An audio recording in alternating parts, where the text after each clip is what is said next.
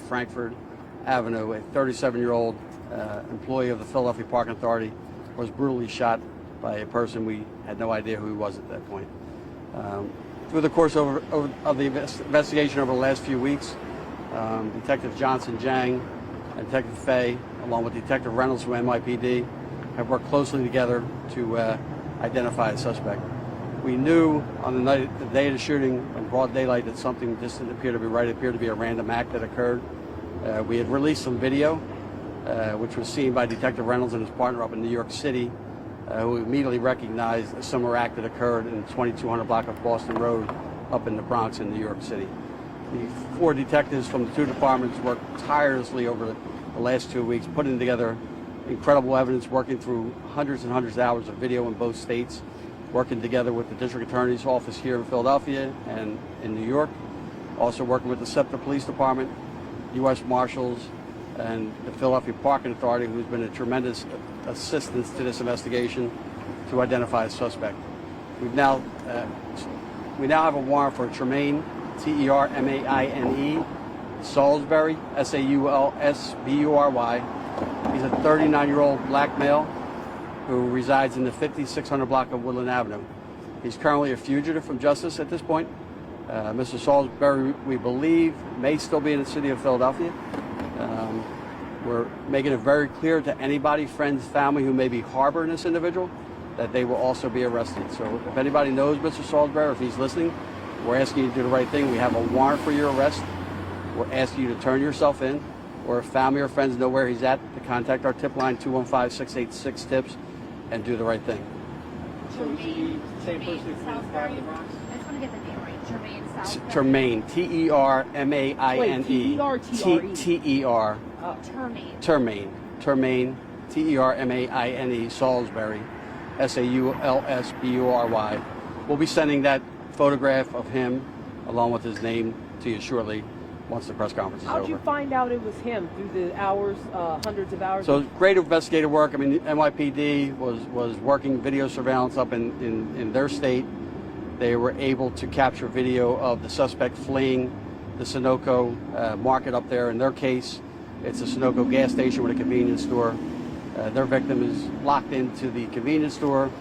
The suspect walks up to the door, knocking on the door. Looks like he's asking for assistance. As the employee opens the door, he shoots him twice, hitting him one time in the neck in the same area where he shot our 37-year-old Parking Authority employee. He was left-handed, and through the constant work between the 2 departments, looking at the video they had and looking at certain characteristics of the offender, including the gun that was used, we knew we had the same suspect. So basically putting some information together with car information, tag information, locations, and other investigative tools we used, we were able to finally identify Mr. Salisbury as the shooter in the Philadelphia case. New York still has him as a person of interest, but they're still working through their case at this point, and we'll be working with their district attorney as we now secured our warrant for his arrest. So if he's found, is he going to be taken to New York or done? So Philadelphia has the arrest warrant at this point, so he'll stay here in Philadelphia, prosecuted here, and then New York has time to continue to work their evidence case. We'll continue to share information with them, and at some point they'll probably work on charges. So the video here is obviously just unimaginable to watch. It's not the latest. It's the latest piece of video that you commented on that is more and more inexcusable. So what's it like to see this particular shooting?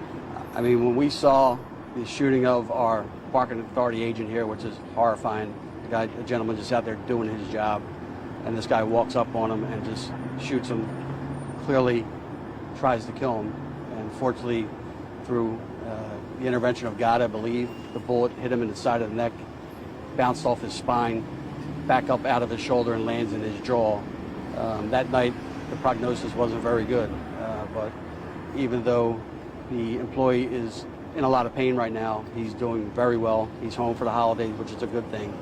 And the victim in New York, when you see the same thing, he knocks on the door and just quickly draws the gun and fires into the head and neck area of that individual, who goes down almost like our Parking Authority. So it's a horrifying video. His actions are clearly out of control. We're very concerned because of his behaviors. He's a very dangerous individual. So after the Bronx connection, we were hearing that there were possibly more connections. There was one in Brooklyn. We don't know. Again, just to talk on this, so as soon as we had the connection with the Bronx, we immediately worked through our fusion centers throughout the United States, and we sent that information out quickly to every police department that we could that has a fusion center. So that was distributed throughout the United States, and we haven't heard any feedback from any other departments other than NYPD and our case. So Where's he from originally?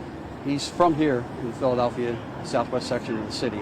Captain Walker, 2 questions. Thank you for giving that update, because that was going to be 3 questions. So both of them are healing. They're going to be home with their families So for Christmas. the parking authority agent is healing at home. A lot of pain, a lot of recovery work to go through. The New York incident, that person is still in the hospital at this point, and they can talk more about their case. So he is still out there. Normally I wouldn't ask that, but I mean, for the public, then public, it's kind of alarming, right? I mean, he shot 2 people Again, unprovoked. There's nothing easy about a shooting investigation. As investigators are doing this for 16 years now. Anytime you have someone who has shot somebody and the inhumane actions that you see, you're always fearful as an investigator they're going to strike again. So we've been putting all out efforts working with our partners, especially the United States Marshal Services and NYPD, to try to pool our resources as best we can to get at this individual, because we believe he's very dangerous.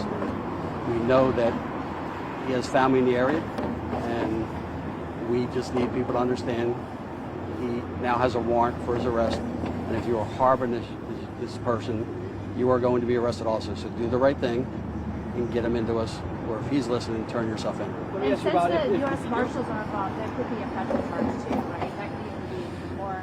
It's just because of the complication with 2 states. Obviously, we had 2 states working on the investigation, and it became a very complicated, complex case because of the nature of the violence that he portrayed, that he did on 2 people, and then the fact that we believe he could be traveling. Initially, we thought he was traveling by rail, which is why we got quickly involved with our partners, and then we believe he's traveling by car at this point.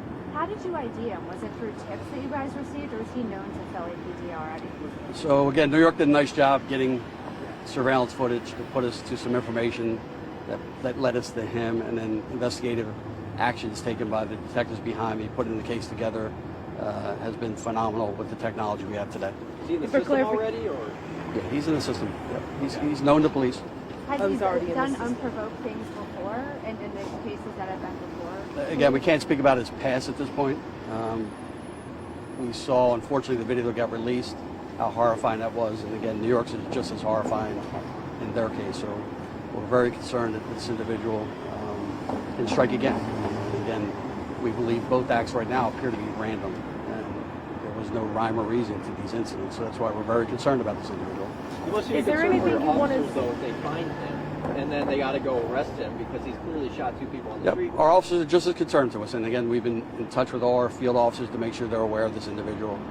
And again, it's a constant battle we fight when you're dealing with shooters. And shooters are dangerous people that we need to get off the streets and keep them away for a long time once this individual is caught. Is there anything you want to say on behalf of the 3 detectives behind you?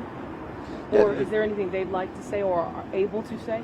Yeah, they're not able to say, but again, they Okay. did phenomenal work. Unfortunately, away from their family for many, many days working this case because they saw the importance of this case. Spent a lot of time here at work trying to push this case and work with our partners and many law enforcement agencies because we had to put a case together that had strong enough evidence to get a conviction. And we feel at this point, working with the district attorney's office very early on in this case, working with the New York Police Department and their attorney's office, that we got a very strong case against Mr. Salisbury to keep him away for a long time. Are you releasing a photo with him? Yeah, Are you later. releasing a photo? Yeah, the photo will be coming through public affairs through normal channels after the press conference. Last question. Anyone speak Spanish? No. Okay. So Thank final word on public safety is it even too dangerous to not even let them walk the streets of Philly, but to work in the streets of Philly? Not at all. And like I tell people all the time is you know, you got to live with awareness in today's world, right? There's no reason to live with fear, but you got to be aware of all things going on today. The world has changed a lot. COVID's changed a lot of things that are going on. A lot of people's minds are in different types of thinking right now. And you just got to be aware. We got to support each other. We got to work with each other. We got to partner with each other. And we should never live in a level of fear where we don't feel we can walk the streets safely. And I think in Philadelphia, we're confident that we can keep our citizens safe. These are incidents that pop up with an individual like this. but this shows